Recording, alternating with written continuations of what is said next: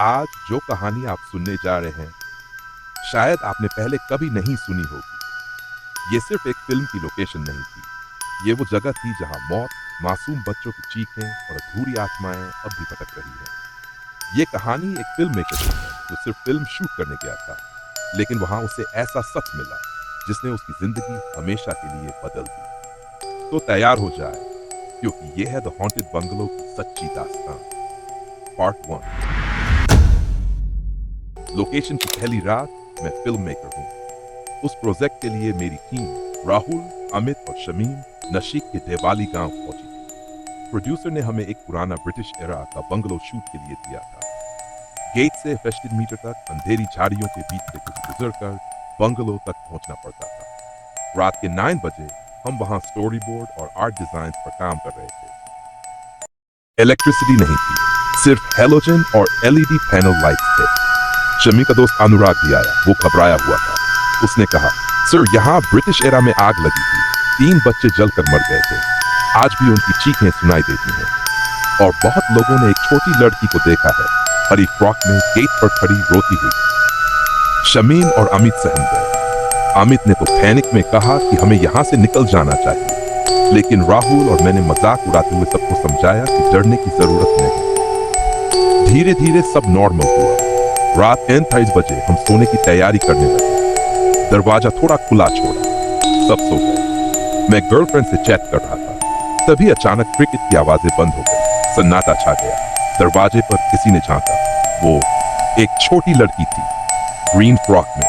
उसका चेहरा धुंधला था, लेकिन उसकी आंखें सीधी मेरी आंखों में गड़ी थी।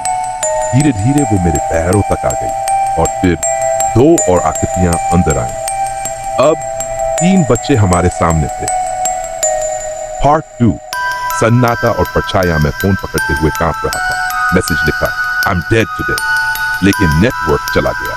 अचानक मुझे महसूस हुआ किसी ने मेरी ब्लैंकेट खींची। मैंने पूरी ताकत से उसे वापस खींच लिया। दिल जोर जोर से धड़क रहा था। मैंने आंखें बंद कर ली।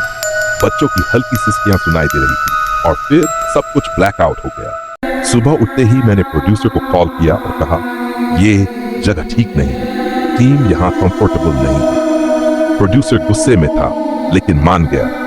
हमने सामान एसयूवी में लादा और निकल पड़े।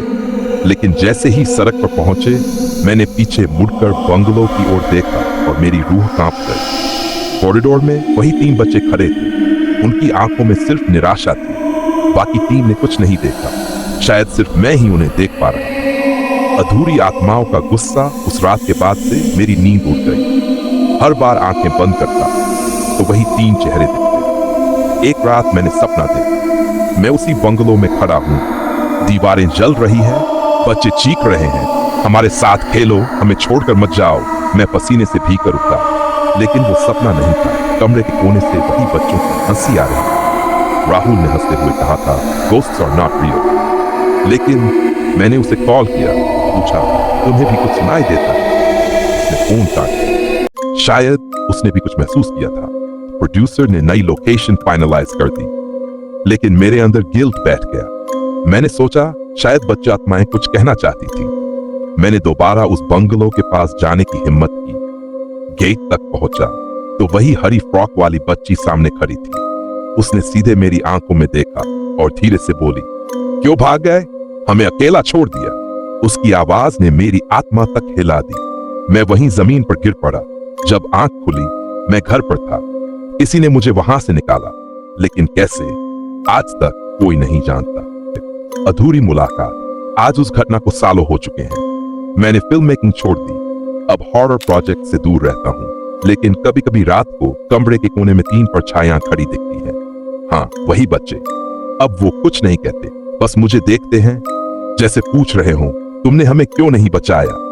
मुझे लगता है कुछ आत्माएं अधूरी रह जाती हैं और उनका गुस्सा, उनका दर्द हमेशा हमारे साथ चलता है।